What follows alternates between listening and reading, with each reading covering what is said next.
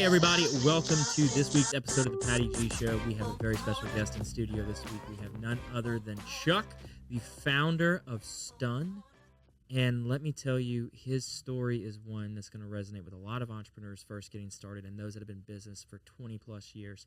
Phenomenal story, phenomenal person. He's got some really great insight and value in the Baton Rouge community and what it is we're trying to do here to make each and every day that much more special for those that call this place home. So enjoy the show. Before we get to that, I want to give a big, wonderful shout out and thank you to the folks that bring you this show each and every week.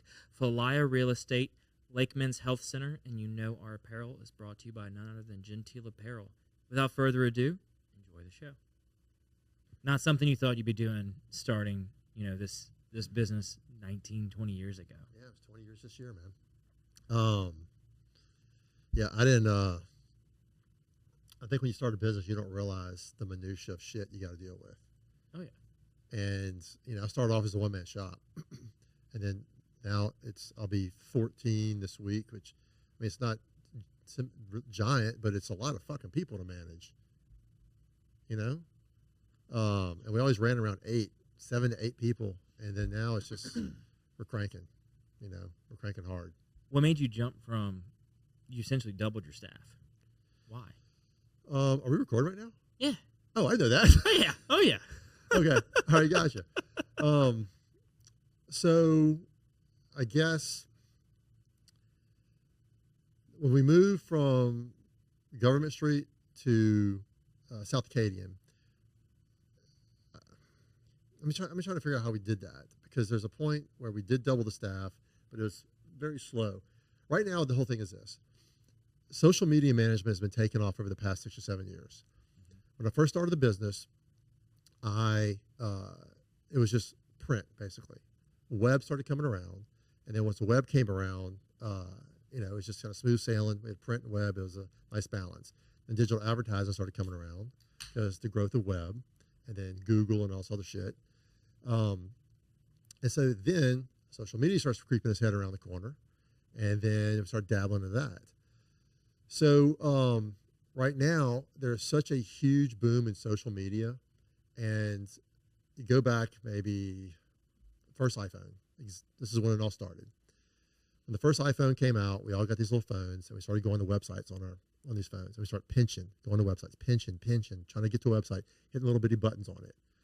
And so then they started developing these responsive sites, and it was like a mobile site. So we'd always build you a regular website, and we'd build you a mobile website.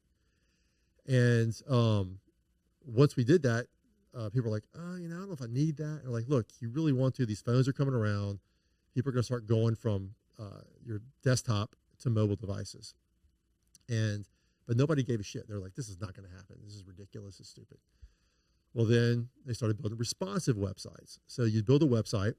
The website would detect on a mobile device, when it's on a mobile device, and it would change based off of that automatically. Everything would resize automatically. Just through the code. And so people started seeing that, and they said, look, I want that. And they started saying, I want that. And I've been saying for the past, so many years, you need to be doing this a long time ago, and they weren't on it. So finally, they get it, and they say, everybody's using phones now. Everybody has an iPhone in their hand, and they see it, and they're like, okay, I get it. Light bulb went off for everybody, finally. We're at that same point right now with social media. For years, people have thought social media is just something you get on and you go look at pictures of your cat, a dog, you trip pictures, shit you're eating in a restaurant, you at a concert, pictures of your babies. And people just think that's what it was. Now we have 2 generations have pretty much grown up with it. These digital natives. It's an old Digital term. natives? Digital natives. These are kids or people who've grown up in a digital environment, Okay. like always on iPads. Like your kids are digital natives. They know what iPads are. They know what phones are. They can operate them at 3 years old. Oh, it's bad. It's bad. My kid he'll like find my phone on the table, he'll grab it, and he'll just like immediately somehow pull up my camera and go, "Daddy, say cheese." Yeah. I'm like, what is happening? They get into it so fast. So with all of this, so you have the Gen Zers, then you have the millennials, and they butt up to each other with some overlap. Right. Then you got the Gen X's. So that's where I'm at.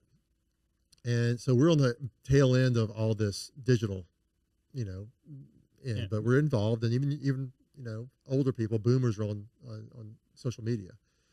But the thing is this: my new philosophy, and it's not that new, but it's somewhat new. I'm putting a lot of weight behind it. It's social first. If you go to a company and they don't have a brand, it's brand first. You got to have your brand set. If you need to rebrand or refresh, we need to do that first. Get your messaging right, get your values right, get all of that right, mission, everything. Once that is set, then we got to hit social media. And websites are important. Collateral is important. It's all important. Needs to be done. Every kind of advertising, whether it's digital or traditional, is all still important. New stuff like this, podcast, TV, YouTube, all still very important. But social media is the epicenter of all of it now. And some people might disagree with me, but if they actually think about it, the way I describe it in a few minutes, you'll understand why it's not. And why it is the epicenter. When the shoes on your feet, the concert you just went to, the recipe you just cooked, the trip you just took, you probably got that of one of a couple places. But you probably are getting it from, especially the younger people, through social media. You probably saw a pair of shoes you want, or an ad's being served up to you over and over because you went to a website. You hit shop now. You went there and bought something. Concert, you saw somebody going to Taylor Swift. Some of your friends' their daughters went. I got to get tickets for my daughter. Buy tickets to the concert. Trip to New Zealand, you see, one of your buddies took. It has a picture up there. He talks about how awesome it is. You're like, I want to go take a trip. I look at New Zealand. Let me try another trip I want to go to, or ask my wife where she wants to go. It's all coming from social media. Everything is. And the younger generation, especially Gen Z, they get their news off social media. 100%. How much of the news snippets are you getting off social? Probably shit tons.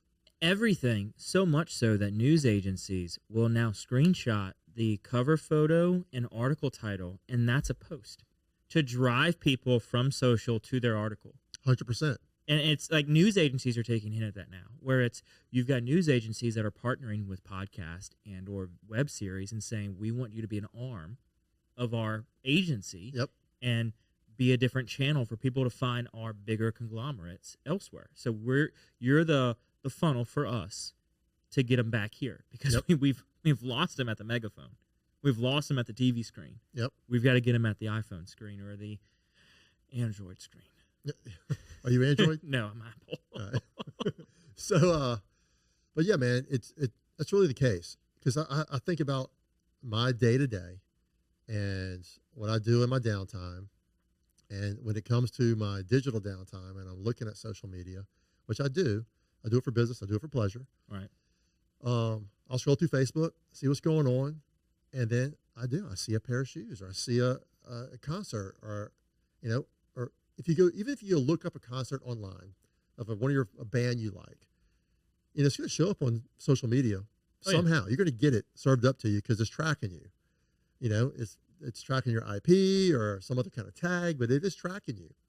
And there's also related content. So if there's a certain pair of shoes you looked at, it might be related to something else, that it's picking up some kind of congruency between the two, and you're going to get an ad served up for it. So moving forward, we'll circle back, get back to the weave, as Donald Trump says it. He calls it the weave. Not a circle back. So you circle back into this is the reason why I've been ramping up. Number one, just business growth. I'm always pushing. We're always trying to find new work. We do great work. Word gets around. But our social media team has been growing, and that's pushing the need for new designers, new content writers, new managers. And I'm going through a whole process right now of kind of rebranding my business. I came to a point after 20 years of saying, hey, what am I going to do next? Am I just going to keep going like I am now, comfortable, doing good work, have good clients, just, kind of plateau, but a little bit of upgrowth, maybe a little bit down here and there, or I'm going to go out guns blazing and see what happens. And so I came across a consultant through a friend, and I talked to him for a while, and we're going through a whole Stun rebrand. We're looking at new opportunities, new business lines, bringing service together, looking at what type of clients to go after, what kind of clients to get rid of. Just look at the whole picture holistically. And in doing all of that, it's social media is coming to the forefront, and even through that. And so we're doing a big push on it. And so I'm going to see over the next 2 to 3 years, I'm going to push hard and see what we can do with it. Full social media management. We went from having about 5 to 6 clients to almost 20 now. And all you do is social media for them. Oh, no. All for social media. Yeah, just for those clients.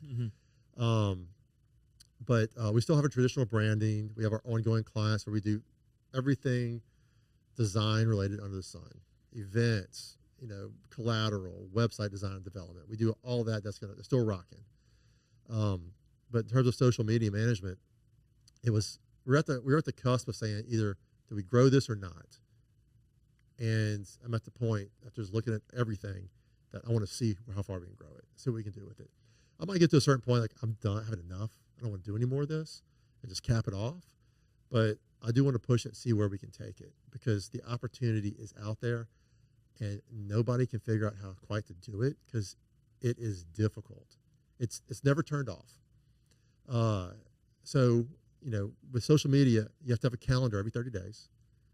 With that comes content writing, comes strategy, comes analytics, comes graphic design, comes meeting with clients. There's so much involved with it, and it's always on, all the time. You do a brochure, you create a brochure, you give it to a client, they use it, they call you back in 6 months for another. Do a trade show booth setup for a design, you design the whole thing, they use it for a year, they come back a year later to touch it up. Social media never ends, and then it's always you're injecting new things, last minute ideas. So it's busy. I mean, it's a busy line of work. So on the social media calendar piece, people hear that, and yeah, you can create content, you can create little bits of information to be posted and schedule it all out. How important is it when you're looking at what type of content and what style of content and evaluating whether it's going to be a photo post, a graphic post, or a video post? It just depends on what is performing better. I'm going to speak to the best of it if I can. I'm not so dialed into the social media, my social media crew, but on the periphery, I know enough about it. So with that, number one, you figure out your audience. There's different platforms. So you got Facebook, Instagram, TikTok, and LinkedIn, and X. So those are the 5. You might do Snapchat, but typically we don't mess with that. So depending on your audience, what you're selling, you figure out what's going to work the best. So also there's organic posting and paid ads. So there's a balance you have to figure out based off your objectives, based off the people you're trying to reach, your demographic, and what's going to work best for that. So the mix can be anything. Reels is really where it's at for a lot of people. Instagram, you want some videos on Instagram, you're going to want sliders or carousels. But those reels, people go through those reels all the time. And hopefully you can catch them on a reel, get them to your account and look at all your other posts and watch your reels or videos through that. But it's just a mix. It's hard to say. It's different for every single client, but you just have to find the right mix for the client and the problem they're trying to solve and their demographic. So what about documenting versus creating content? Like what you mean? Meaning like following the client around, documenting their process, documenting their workflow, documenting their product creation, versus calling the client, hey, we need you here, dressed like this, wearing this, here's a script. Well, what we typically do once a month is try to capture content. Sometimes it's either every one or 2 months. Can't get that out. But what it is, in the contract, we'll figure out, we need this content. So we'll send a photographer out there, typically a local photographer, and we'll go do an all-day shoot. And we'll have the client, say it's a restaurant. They're going to cook everything on the menu. We're going to shoot everything on the menu. And then we'll have a shot list for that. If we're not involved a local photographer, which is usually once or twice a year, my crew goes in once a month, typically, once every couple of months, and we have a shot list down for all these different creative ideas. And it might be two French fries like talking to each other. Yeah. Or it might be throwing hamburgers out a window and we run it in reverse like the hamburger's being caught in your hand. Right. So it just depends as on the schedule and what our content creators, our coordinators want to capture. But it just depends on what we're trying to sell. If we're dealing with somebody who is a real estate agent and we do a day in the life, we might have a whole script set up for a day in the life, and we go in the car with them. We follow them around. We say, "What are you doing? Talk about your day. Let's go to a property. What do you look for in this property? What are the good things about this property? What are the bad things? What are the things to watch out for?" But all that information is usually tied into some kind of series or specific type of post that's, to try to achieve a certain effect. So if we're talking about the top 10 things to look for in buying a new house, we're going to go get all the shots for that, all the sound clips for that. And that might be more of a documentary style, follow through. Whereas the other ones we're creating those things, we're building them out in some kind of video platform. This episode of the Patty G Show is sponsored by Genteel Apparel. Genteel Apparel is our newest clothing outfitter. We've got a great partnership with them. Head on over to the website, pattygshow.com/sponsors, to learn a little bit more about them, and there's a little treat there for you when you get there. Again, this episode is brought to you by Genteel Apparel. Got it, which is totally different than when you had started 20 years ago. 100%, man. So what led you into this? I want to start a creative marketing agency. That's a good story. Let me get ready for this one. Just kidding. I tell this story a lot. I really do. So I graduated Catholic High in 1990. I started LSU in graphic design. Okay. And about 2 semesters later, I failed out because I partied too hard. All right. And it's LSU, So mom and dad cut me off. They're like, if you can't do it, we're not going to help you. And if you want to do it yourself. And so I sat out a semester and just got to figure out what I'm going to do. And I always worked. I always worked some kind of a job. I was about to say, what are you doing? When people say sit out a semester nowadays, it's like they just sit out and go live with their parents. But I mean, obviously you couldn't do that. You were cut off. No, I was lived in. I think I might have lived with my parents for a little while at that point, maybe like 6 months. No, maybe not. I lived in an apartment. I was working a couple of jobs. And so then once, let me see. So I went back to school. Okay, so I sat out a semester, and then I decided to go to Southeastern. Okay. And I was working a couple of jobs. I was working at a daycare. I worked installing appliances for a place called Appliance Distributors, which is now closed. And then at night, I did catering for Crockett's, a sold catering company. And so I was doing that, and I'm going to Southeastern, got to Southeastern, and went there for a year. So I'm going to Southeastern, making straight A's, and not in design, not in advertising, none of that. And what were you in? Fucking general studies or something. I don't know. Okay. Something. I know I was going to do still. And so I went ahead, and after a year, I was like, I'm making straight A's. I'm sick and tired of driving to freaking Hammond. No shade on Hammond. But so I'm going to go back to LSU. So I applied back to LSU. I got in and started going back to LSU. Again, general studies, 3 minors, Right. not knowing what I wanted to do. I did know I wanted my own business. I've always been very entrepreneurial my entire life. Okay. I had a snowball stand. I tried to sell anything I could. I even convinced one of my friends to sell his toys in his front yard one time. His mom was pissed. So anyway, back to LSU, still working 3 jobs, paying for it myself. Graduate in general studies and with 3 minors. Really, it's a Jeopardy degree. I thought that would get me on Jeopardy. I tried to get on Jeopardy, and I did make it. Wait, hang on. Don't just gloss over that. What? So there's these Jeopardy tryouts in New Orleans. Okay. And it was off Canal Street. I think off Canal Street, some hotel. I'm not sure what it was. And you literally show up in one of these convention rooms, a bunch of chairs. There's this old fucking RGB TV in the front, with like a pre-recorded Jeopardy show that made for these tests. And so I'll get this piece of paper and a pencil, and my wife, ex-wife now, but wife at the time, was there with me. And so she was much smarter than I was. And so we're doing this Jeopardy thing, and you know, I'm like, holy shit, I don't know any of these questions, and they're like, much more difficult than the show. I'm not the greatest Jeopardy player. Let me say that too, but I was going to try, and you know, we didn't make it. I didn't get on it. She didn't get on it, and we noticed everybody who got on it was in pockets of two, and they're all cheating off each other. So one person was an idiot, next person was smart, and that person was cheating off of that. So it was like 10 pockets of people, of 2 people, like 20 people got with the next level. We didn't get it. So hence my Jeopardy degree didn't do shit.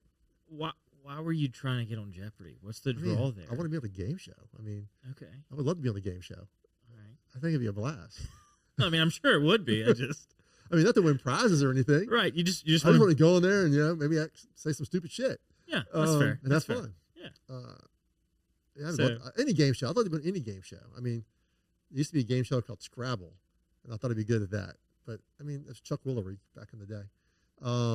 This is probably like, who the hell's Chuck Woolery? How old are you? Not old enough to know who Chuck Woolery is. All right. So anyway, that was my Jeopardy degree, which didn't get me on Jeopardy. That was all that business. Yeah. Jeopardy dropout. So I started bartending at Calendars on Perkins Road at the time.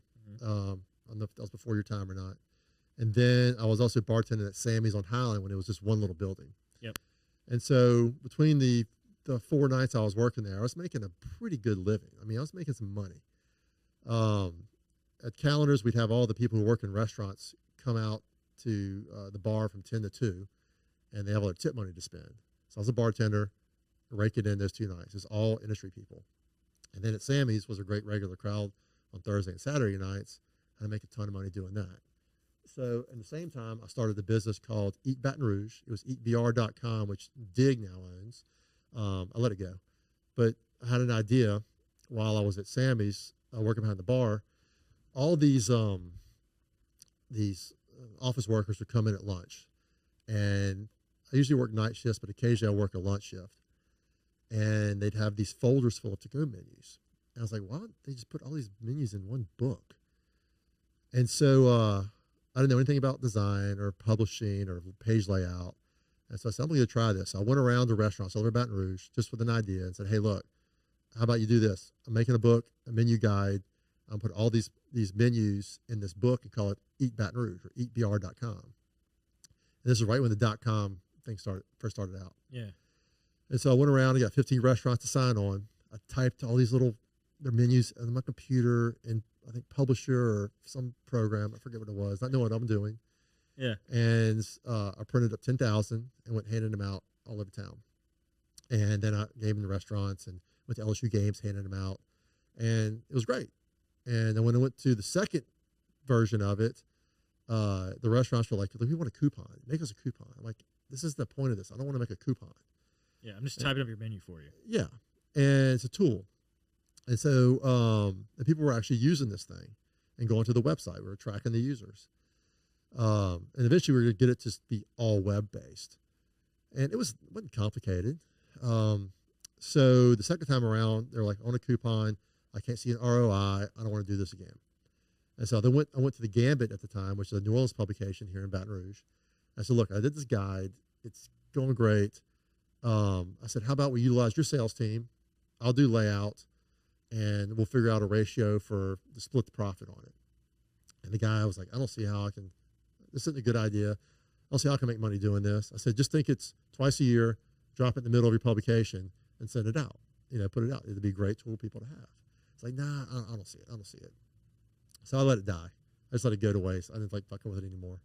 And somehow it got moved down the line to, I think Dig somehow got it from somebody else, or the domain name at least. But it's still kind of the same idea for like 225 Dine Week, I think it's something similar. But anyway, so that's one of the businesses I started while I was at Sammy's. And I'm getting to a point here with this long-ass story. I told you it'd be something. So I'd also had a couple other businesses. I had a T-shirt company, and where I bought these designs off of some hippie. And I would digitize the designs and put them on T-shirts. Yeah, yeah. And we'd sell those. But I was the middleman, so I wasn't making any money. I wasn't printing the shirts. I wasn't an artist. So I was like, I'm not going to do this anymore. You were making guaranteed money. Right. and I wasn't passionate about it. So then I tried to buy Zealand Street Market one time. Okay. And then this is while I'm still bartending. I'm still trying to figure out something to do to get out of bartending, do something for myself. And I made a deal on a Friday afternoon with the owners, and there's 2 owners. And then come Monday, they changed their mind. And I learned a lesson that I'll never do a deal on a Friday afternoon. No. Because people are in too good of a mood, and they regret it. They're all hyped up, So I try to do my deals between Tuesday and Thursday. I mean, if I make a deal on Friday and it's contract signed, yeah, fuck it. Great. They're locked in. But, just a handshake on a Friday or just talking at a bar, say, let's do that. I'm not going to, put any value in that. Yeah, that's Fridays are when you go and ask for your raises and you get them to sign the documents. That's exactly. And Mondays are the ones that it's when you go and quit. they're already bad to be at work. You just You're right, man. You're right. So we got to the point with the bartending that I was feeling kind of like I need to do something. I'm not sure what I want to do. I can't keep bartending. I kept getting, the ideas that I was trying to go after weren't hitting. And so I went and did some interviews, and I went and interviewed for some construction sales company, and did some kind of IQ test. And the guy called me back, and he's like, "It's a local, still in business." He goes, "Man, what are you doing here?" And I said, "What do you mean?" It's the second interview. He goes, "The test you took is the highest anybody's ever scored on the test." And he goes, "What are you doing?" And I was like, "I'm just trying to find a job. I'm trying to get on Jeopardy is what I'm trying to do." Yeah, exactly. I should have fucking said that. I'm just trying to find a job, man. I'm trying to get out of bartending. I'm just trying to see what's out there, and I'm trying to figure something out. This had to be probably around 1999, 98, somewhere around there. And he goes, I said, I want to start my own business. I'm just not sure what to do in the meantime. I need to get out of bartending. And he's like, well, I'm not going to hire you. And he's like, I could pay you, 30, 40, 50,000, whatever he said, a year, plus commission. He goes, but you're not going to stay around here long. He said, you'll probably do great. You'll probably leave and start something up. He's like, I'm not going to hire you because of that. You need to go find out what you want to do. So I left and went home and told my wife, and at the time, and she was like, I don't know. And so I did other interviews, and it just like nothing was hitting. And I kind of got down. I was like, what the hell am I going to do? And so my father-in-law at the time, Lane Grigsby, and it's Cajun, or Houston Cajun, he said, do some career counseling. I have a friend, they sent their kid to career counseling, and it worked out great for him. And so I went to do this career counselor. It was like 2 days, and she put me through all these tests, like I had to pick up these pins and put them in little bowls. I had sound recognition tests, music tests, memory, math, writing. It was like I was like a rat in a maze for 2 days. Best thing ever, though, man. I'm telling you, best thing ever.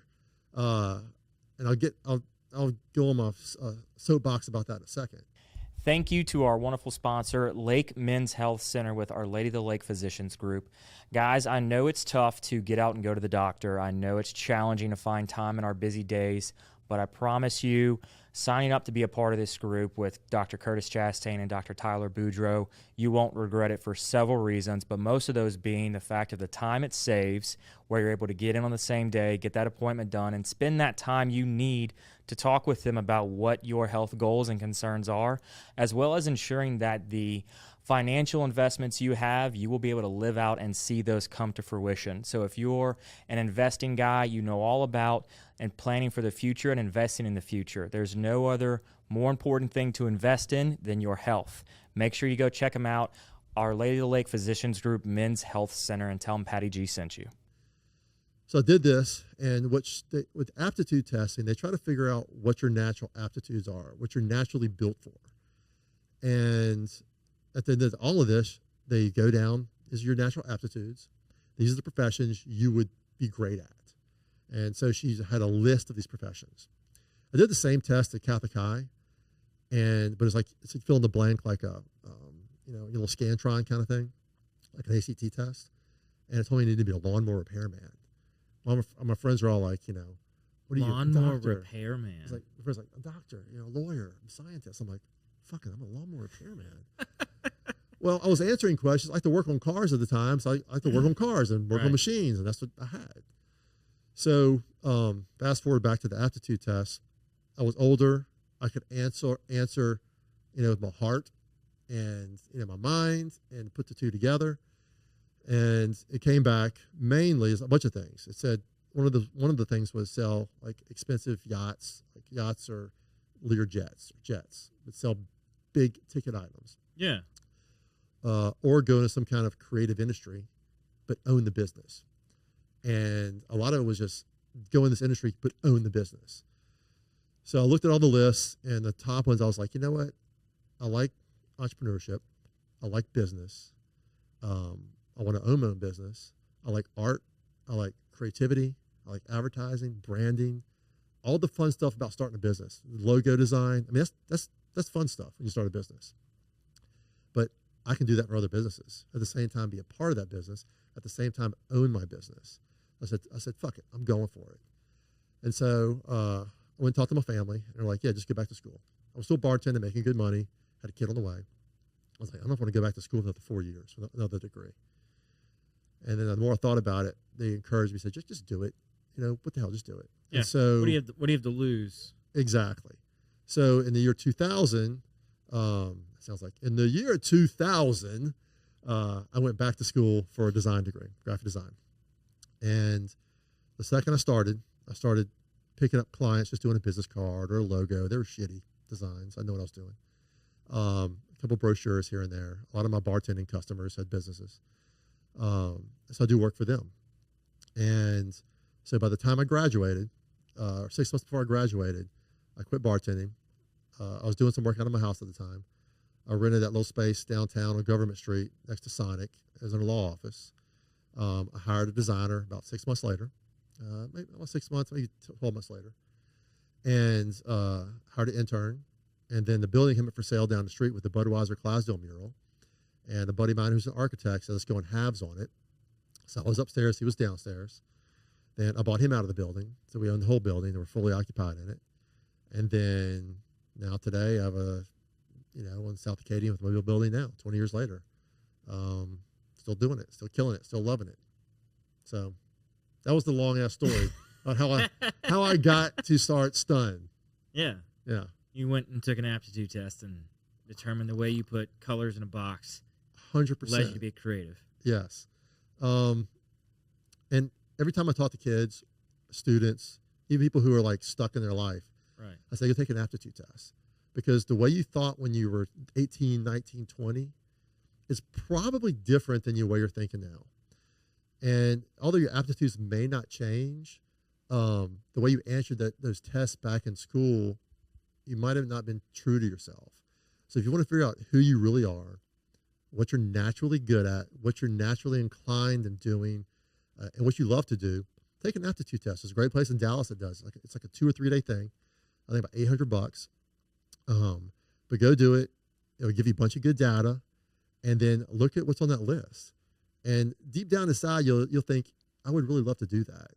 But it might be a choice of you have a big switch, or pivot in your life to go do that job or to get the necessary education to do it. The woman who gave me the test gave me a great example of what happened. Before I did it, she's like, let me tell you a story. She goes, I had an attorney come in here. He was in his 40s. He was a very successful attorney. He had a family, nice house, nice car, all that. Yeah. But he was unhappy. He said he didn't like what he did. He needed to figure something else out. He was afraid to tell his wife that he wanted to do something else. He wasn't happy, and he needed some help. So he did the aptitude test. And she said that he goes, you should have been in a spatial planner or an architect. And going through all the testing, he mentioned to her that he always moved furniture around, and always like repositioned his office and his desk, moved pictures, colored the walls. And she goes, you should have been a spatial planner or an architect or something like that. And he goes, well, I can't fucking do that now. He goes, I have a great job. I have a family. There's no way I can go back to school to be an architect. And she goes, no, you don't have to. She goes, but you can specialize in working with architects, construction people, interior designers, developers. And that way you'll get a piece of what you're naturally inclined to do. You'll learn a lot about it. and you're helping people in that business, which makes you a part of that business. And he was like, shit. So he did it. And she said he was very successful still and happy with what he was doing. He had more job fulfillment out of it. So, I've been doing this 20 years. There's never a day in my life where I'm like, I can't stand this anymore. I do not want to do it, or I dread doing it. I love it. I love helping businesses. I love helping businesses grow. I love helping people start their business.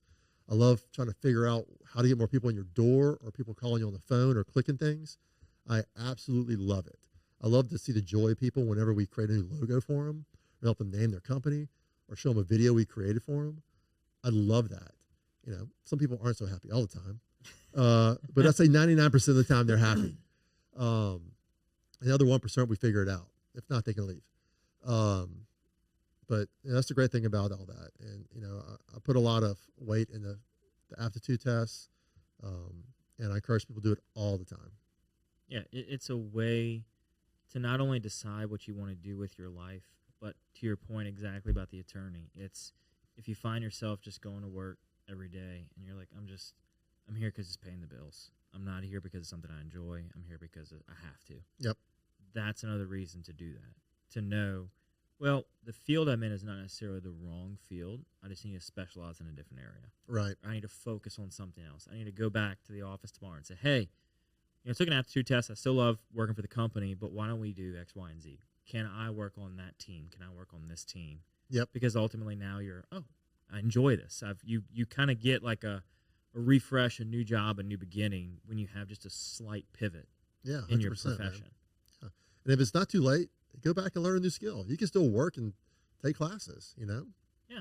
I was, my time at LSU, I had a classmate who had been in the banking industry for 20 years, going back to get their accounting degree. God damn. She loved the banking industry. She loved what she was doing. She's like, I've been every position that I could be at every bank here, and I like the accounting side more. So she was back, and it was great because I knew she was always going to be at class. I knew I could have let's study together. Let's work through these exams together, because I know you're here because you want to be here, and you're not here because you're some 18, 19-year-old just trying to get a degree. Yeah. And it was fascinating to hear her story of 20 years in a career going back to school to learn something totally different. You got to admire that, though. I mean, that takes a massive amount of courage, and there's a massive amount of fear that goes along with that. Oh, yeah. That's a scary thing to do. Any change professionally is scary. Yep. And half the time, or whatever percentage of the time you want to throw at it, somebody doesn't move is not because they don't have the means to. It's just fear. Yeah. I saw something the other day, and it's probably on social media, of course. But they say the guy's point was, if you always have a little bit of fear, you're doing something with a little bit of fear, you're going to live longer. He says once you get complacent and comfortable, that's when you really start to die. Yeah. That's when you slow down. Exactly. You slow down both physically and mentally, mm-hmm. and you no longer are challenged. And when you no longer are challenged, you start every single day losing a little bit of, what am I doing? Yep. Why am I here?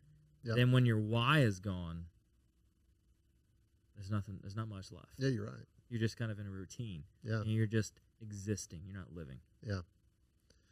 It's more fun, too. I mean, my spirit is entrepreneur all the time. I'm always thinking of new ideas, new businesses.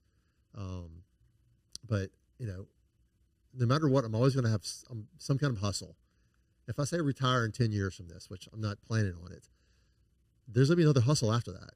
There's all these things I still want to do. And there's also fantasies, like have a tequila bar, which, I mean, it's doable. I mean, you're on the way based on your collection. You're halfway there.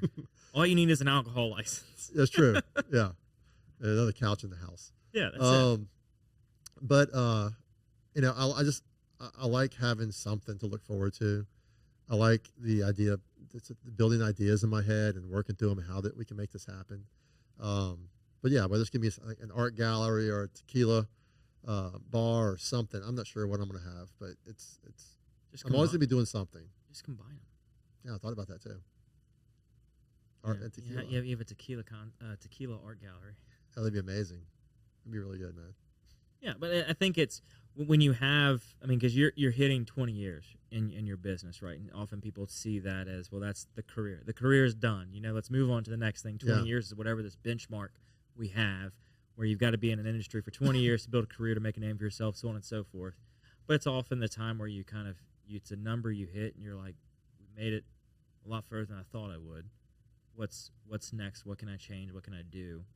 And entrepreneurs often find themselves thinking, let's find a new concept. Let's come up with something new. I've got my machine very well oiled. Yeah. It's working well. Yep. What else can I do? And that's when you see them get on boards, they start volunteering, or they start branching out and creating new concepts. Yep. Which is the fun part and exciting part for me. I'm like, let me help you figure that out from the numbers side. Right. Not the creative side. I'm not designing a logo for you.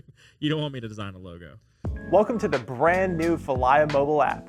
We took all the same tech that's helped hundreds of people sell their homes themselves and packed it into an easy-to-use app for your phone. When you download the Falaya mobile app on either the Apple or Android App Store, you'll immediately be able to see the power of this game-changing tool. From the seller's dashboard, you can navigate to all the information that you need. We intentionally separated everything into key groups, such as tasks to be completed, buyer leads for your listing, and contact information for everyone involved through closing. When you get an offer on your property, you can simply review and respond all within the app. No matter where you are in the world, you'll be able to monitor everything that's going on with your property from listed to sold. It's truly the power of Falaya in the palm of your hand. Download the app and see for yourself. Falaya, it's real estate reimagined. I mean, also, it's, finding new things to do in this business. I'm lucky because new things come to us. Like all these new technologies, how to reach people, it all comes to us, and no matter what it is. But like right now, it's social media, and I find people, like I was talking about the mobile phone and the mobile website, the responsive site. People are hesitant to it, and business people are hesitant to it now because what they do is they'll hire a student to do the work, and it ends up being really shitty, and they're missing a bunch of key components to it, and that intern or that person ends up leaving, going somewhere else, and then they're stuck. They're like, because then their social goes dark, and the worst thing to do is have a gap in your social media. But the point is, right now, businesses don't see the value of it. Some do. I'll say some actually do. But they don't see the value in it. And the reason why they don't see the value in it is because they don't know how to do it or hire for it. And that's why they don't see the value. But yet they're looking at all their friends on it and other companies are like, I want that. They don't know how to do it. And they don't believe, for whatever reason, their customer's not there. Yep. And I tell them, I've told them all the time, I'm like, you have social media is a release for so many people. And if you can capture the decision maker in an organization while they're on social media and have that little spark go in their mind, right? Because then you start getting down to the granulars of social media. What's your purpose? Are you going to be a top of mind social media person where you're just putting out content to be top of mind and you're not trying to sell every post? Or are you going to sell? I got this product I want to sell them. Here's my commercial on social media. Or are you just general information, trying to get my name out there? I'm trying to get it out there on social media just so people have heard of me. And when you get to the folks that are like, I want to be top of mind, it's like, now we can get really creative. Now we can have some real fun. 100%. And there's one other thing that they don't realize, and this is probably one of the biggest things, is talent acquisition. Oh, yeah. So you go to hire somebody new at your office, and if they're in between 20, it could be 18, say 18 to 35, they're going to go check out Facebook, Instagram, LinkedIn, and X to see if, and possibly TikTok, to see if the company they're going to be applying for is on there. Because they want to see culture. They want to see how the stuff they're posting about, if they post, if they have a presence there. And if they don't have a presence there, they're probably going to be like, I'm not sure I want to work here or not. See, I'd bump that number up to 45. I think it's 18 to 45. Yeah, because I don't think it stops at 35. You're right, it does. I'll just threw that out there only because it's the younger side. But I mean, 46 to the end of the millennials, I think is where it ends. Right. But Yeah. Employers used to go to social media to preview their employees. Now employees are going to social media to preview their employers. 100%. And the good ones are doing it every time. And you want someone on your team that's going to check out your resume because that's what it is for them. Yeah. It's an advertisement for your customers, but also a resume for employees. Yeah. That they're reading about you. They're wanting to know who you are. And also, when you talk about having two different websites, one for computers and one for your phone, when you did the motion a little bit earlier in the show where you were like, I'm scrolling through social media, it was signaling scrolling through on a phone. Yeah. How many times is somebody actually on a computer scrolling through social media versus on a phone? It's not a lot. I mean, right now you look at numbers and it's well over 70%. It's over. Insane. And I've had to have conversations with business owners when they have a big airing or a big presence or a big launch that they're doing, whether it be on TV, social media, or where have you. And I'm like, what's your mobile site look like? Is your mobile site easy enough for somebody to pick up their phone and order your product and or service? Yep.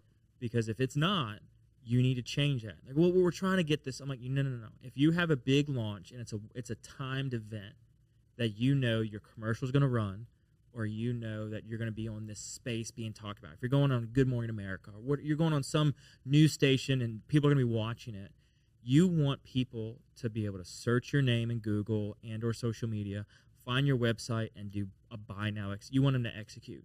Yep. Don't gather their data at that point in time. Yep. That's outside of the realm. You're right. And so if your mobile is not set up in a way that's easy for them to complete a transaction, you're missing so many sales. Yep. They're out. They're out. They're gone. Mobile first has been a way of thought for a long time. When you develop a website, you think mobile first. How's it going to look on the phone first? 100%. Because I mean, especially nowadays, because the audience, everything is on the phone. My kids are on the phone. They don't look at laptops. I mean, they use laptops for school. Even when you're watching TV, you're scrolling your phone. Yep, 100%. When people view laptops and computers as a place to do work. Yep. And they treat it as such. Yep. If I couldn't tell you, I could actually. Most people couldn't tell you the last time they purchased something on a laptop. Yeah. Think about it. Like, yeah. If you're buying something from Amazon or anything online, yep. It's through an app. Yep. It's through whatever your browser. I'm one of those engine outliers. is. I'm always on my laptop for work at my house or at the office, so I do buy a lot of stuff on there. But the majority of people are buying on their phones. Everybody on their phones, buying.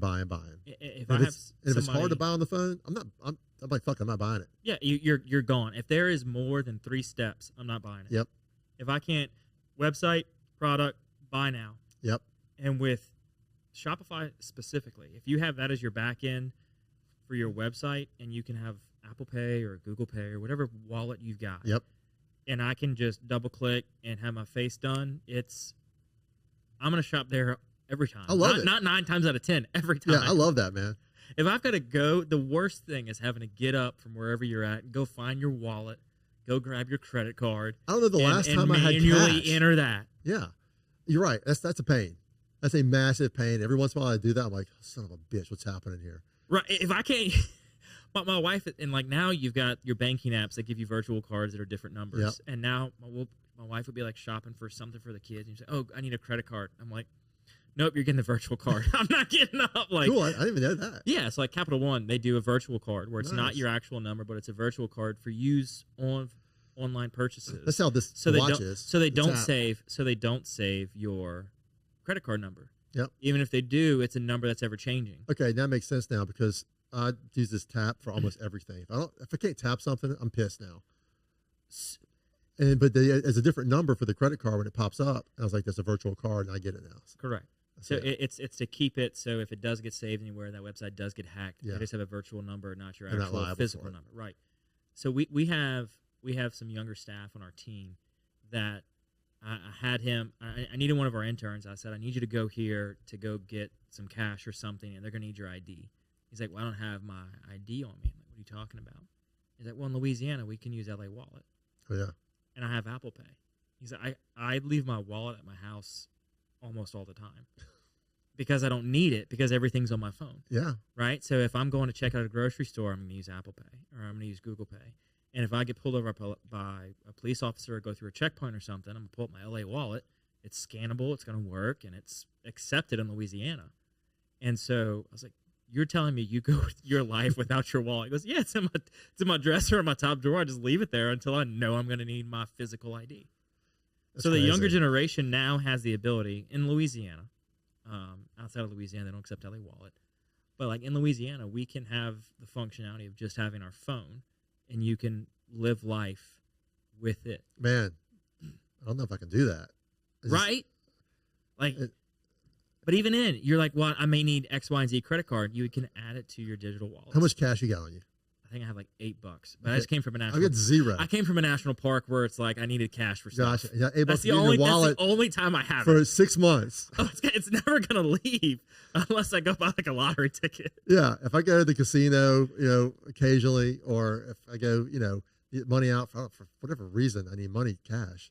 It sits in my wallet forever, and I'm like, I never have any way of using it unless I go to like you can use it for tips. I go buy a fucking corn dog at the state fair, right? Which I've never been to the state fair since I was this big, but even then they've got a digital card reader. I'm sure they do.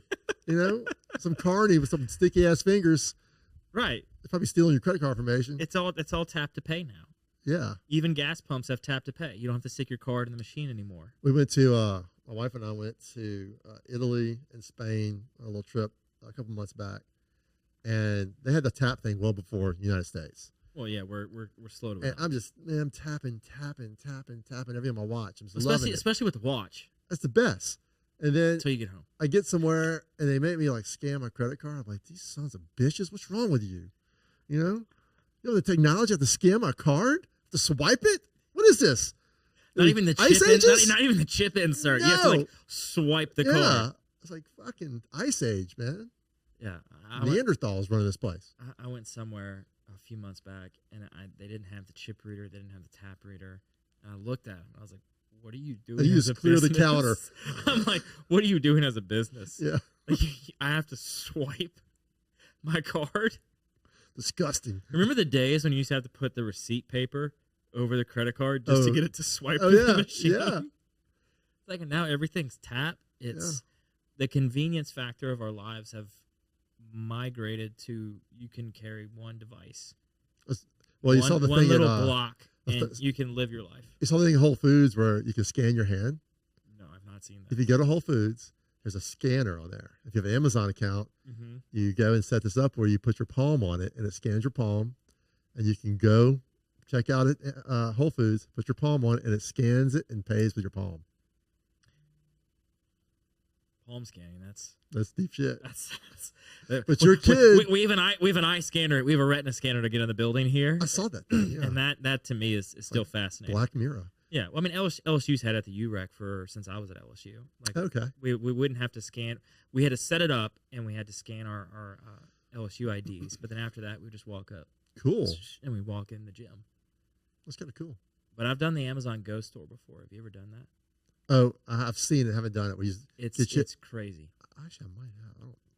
I've traveled. So I went to the one in Seattle. They were still like testing it. It was several years ago, and it was before they started having more of them. And it was so strange to me that you would just walk through the store and you just grab your item. Well, first you walked up, you scanned your Amazon account card, and you just walk through the store and you just grab stuff and you just put it in your bag and you just walked out. Yeah, that's nuts. They had somebody checking IDs for alcohol, and that was the only employee in the whole store. The day comes where you just like go shop in a buggy and walk out of a store. That's Amazon. But you were in the airport. Yeah, you were in the airport. You just walked out with a couple items, right? Yeah. I'm talking like getting your produce, all of that shit, just bolting. I mean, I know they have. I think they're building one somewhere like that. No, that's Amazon Go. Yeah. Like okay. Produce, everything, all of it. everything. Oh Jesus! It wasn't just like get a bag of chips here and there. No, it was like anything. It was a whole grocery store that you could buy. You could grab booze. I can't wait for that. It's here. Because listen. You gotta go. I got a problem with grocery stores, man, and this is where. Okay, what's the problem with grocery stores? And I didn't get this till I was a single dad for a while. So make a grocery run. You fill up your fucking basket with a shit ton of groceries. Yep. At the Winn-Dixie, loading it up. It's packed. Then you go up to the counter and you wait 2 or 3 people in. You're reading all these damn publications on the wall. You start put all your shit on the belt. It's always falling over. She repacks all this shit in bags. Then you reload your cart with all these fucking bags. Then you go out to your car, load your trunk up with all this shit. Then you have to drive home, then unload it, and then put it on your shelf. Just the process of taking it out of the basket and putting it on that thing and into your car, all this, there's got to be a faster way to do all of this stuff besides having it delivered to your house. I mean, that takes a lot of that out because somebody else is doing it. There's got to be a better way, man. And I always thought this is the most inefficient way of unloading and loading shit ever. I don't know the solution for it, but it always pissed me off. Well, you got Amazon Go doing that. Yeah, it's such a waste of time. And it's you grab it, put it in the bag, walk out. Yeah. That's it. And then you can put it back, and it'll re-inventory it. That's nuts, man. Oh, It's it's So I guess it's like a sensor, like your yeah. It's each product has your its own, little each product has its refrigerator own in your sensor. hotel. Well, yeah. Each product has its own sensor. It's like for apples or whatnot. It's all like a scale. And then like for if you're getting a canned drink or whatever, it's got like readers that read it all. And so as soon as you take it out, it pops out of inventory. You put it back in, adds it back in inventory, and it knows that like when you grab it, and there's cameras and sensors and everything everywhere, and so it's picking up all your traffic and everything. But yeah, when you walk out, I got an emailed receipt, and I think like screenshot it and sent it to my wife. I was like, this is nuts. I was like, because it's right, everything's right. Yeah. Like I don't know how it knows that I grabbed it, but yeah, sure enough, there's like sensors and cameras and everything. You just throw it in your bag and you just like you don't have to scan it. You just walk out. So you love it. It was pretty phenomenal experience. Okay, good. So there's gonna be more of those popping up. Yeah, I'm sure. It's just a matter of how do you get all that Well, I'm excited. with zero margin of error. Yeah, Is true. the other issue. Well, they have those things now at airports where you go pick it and you can do self-checkout. And, I mean, you can just walk out, I'm sure. I've never done that, but it looks like you just walk out with a bottle of water and a candy bar. And I don't think the person on the counter is really going to be like, I'm going to go stop that man. No, and that's a whole different situation with self-checkouts. Yeah. Because how many people are just going to grab 2 items and scan one and walk out? Yeah. I saw something the other day where somebody said that they found a way that teens are buying alcohol now through self-checkout because they're getting like these 2 cans of like Arizona tea makes an alcoholic version Arnold Palmer and a non-alcoholic version Arnold Palmer. They scan both. And so they scan the Arnold Palmer twice. Yes. And then they just walk out. Smart. And they're paying for 2 items. The person at the cash register, whoever's monitoring it, whether it be monitored or not, Oh, yeah. they're like, oh no, look, I got 2 of them right here on the receipt. Okay, go ahead. And they just walk out. I love That was the social media glitch of the day. teenager ingenuity. I love that. Always trying to figure something out, man. Yeah. I mean, I was. Everybody was. So before we get you out of here, though, we do have questions we ask every guest at the end of the show. All right, let's go. What is something you did as a kid you wish you could still do today? Be more active and move the way I did when I was a kid, honestly. I mean, that's one, just getting older. Flexibility sucks. I'm pretty active. Or just going to play in the ditch in the afternoons. I mean, that was great. I used to get home from school, I go play in the ditch with my friends, worry about shit, having a phone, nothing to worry about. That was a great part. If it was raining, you put Lego boats in there and race them. Yeah, man. Yeah. All that good stuff. All that old school stuff, man. So what are 3 lessons you've learned along the way? You've worked odd and end jobs. You've been a bartender for so long, and then you started this company that's kind of grown to where it's at today 20 years ago. Mm-hmm. What are 3 lessons you've picked up throughout your career? One thing is, like I said earlier, find what you are naturally good at doing, what you love to do, and figure out a way to make money doing that. Another thing is don't take on a partner. I have never had a partner. All my friends who've taken on partners have regretted taking on partners. I think it's a complicated mix for some people. Some people can do it, but I don't think I could do it, and I don't want to do it. And the last one is just, be reliable, be transparent, be honest with your clients about the work that you do. I mean, you want to be able to sleep at night. I like being able to sleep at night. I don't want anxiety. I don't want a knot in my stomach. So I want to do good work for my clients. Yeah, that knot when you feel like you did something wrong or. It's the product didn't turn out how we were supposed to, and you didn't make it right. Like, or you're not communicating correctly. And, just make sure you communicate appropriately, understand expectations, make sure they understand expectations. Just so when you go to bed at night, you're not sitting there, wake up at 3 or 4 in the morning with a worry about something. Now, I might wake up at 3 or 4 in the morning and start thinking about work, but not really necessarily worrying. It's just like, okay, I got to do all this. I got to do that. But, this is, you want to be clear with your clients about who you are and what you're doing for them and do your best work. Yeah. So what is something you love about Baton Rouge? The proximity to so much. And I think a lot of people don't think we have a lot around us. And mainly it's the people who have been here so long and done it all. Because you talk to the people that come here. They love the proximity of it. Because you've got this culture in Lafayette. You've got this culture in New Orleans. And you go up north to St. Francisville and all that area. And then you go south to the coast. And there's so many different pockets of different cultures and different things to do. And there's so many different things for people to see. No, we don't have mountains. We'll never have mountains. We actually have one mountain, but it's like maybe 500 feet in elevation. But between the food, the events, the festivals, the wildlife, the hunting, the people, there's so much. Because Baton Rouge is the epicenter of it. Within an hour drive, you have so many things in different places you can go and things you can see and do. That's one of my favorite things about it. Yeah, no, for sure. You hit on all the key parts of what makes us great. And that involves people. I mean, the people's a part of the culture. Yeah. We're just nicer down here, I think. I mean, we really are. I've been all over the place, and people down here just nice. We all just are nice to each other. We're cordial, Yeah.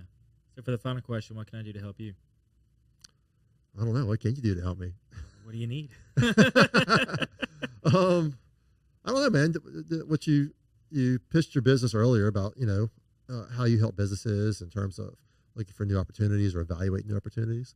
I think that's something I can keep in mind as I start moving forward. There's a lot of things I always think about in terms of investments, new business ventures, different things like that. And I think finding the right people to communicate what you're about to get into or something you're thinking about getting into, and have them act as a soundboard for, there's a good decision, a bad decision. Have you looked at all the different aspects of doing this? Are you in the right financial position to make this move or make this investment?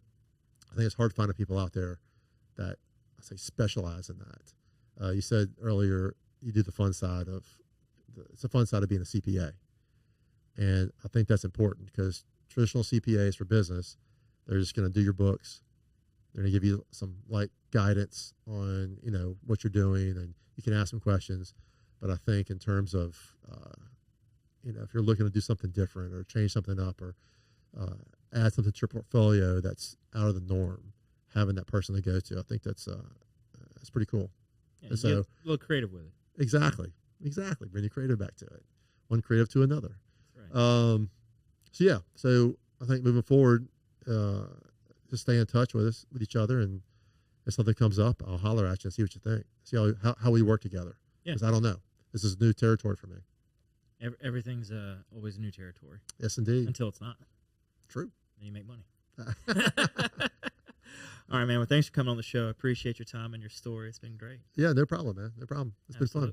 So thank you, everybody else, for listening or watching, whatever platform you're consuming us on. I really appreciate it. I know the guests do as well. This has been a fun episode, and we'll see y'all back right here next week on the next episode of The Patty G Show. We're out.